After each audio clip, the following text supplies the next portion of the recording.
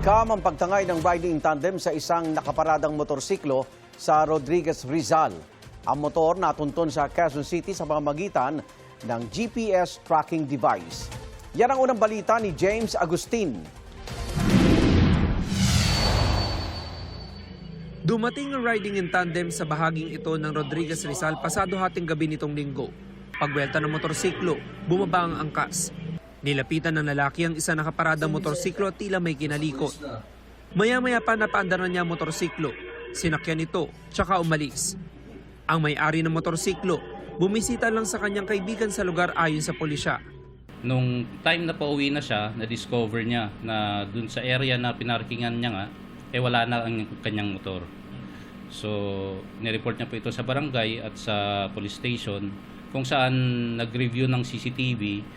Natunto ng pulisya ang motorsiklo sa Quezon City dahil sa GPS tracking device nito.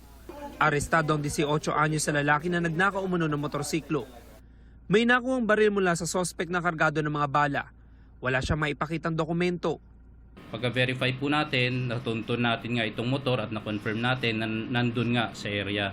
Paglapit po ng ating pulis, agad naman po itong marurot kung saan nagkaroon ng konting habulan. Pero eventually, na-corner po ito at nahuli dito sa Barangay Pasong Tamo. Emosyonal ang sospek ng makausap ng media sa custodial facility ng Project 6 Police Station. Sa korte na lang po papaliwanag. Kaugnay doon sa nakuha ang baril sa'yo, ano masasabi mo?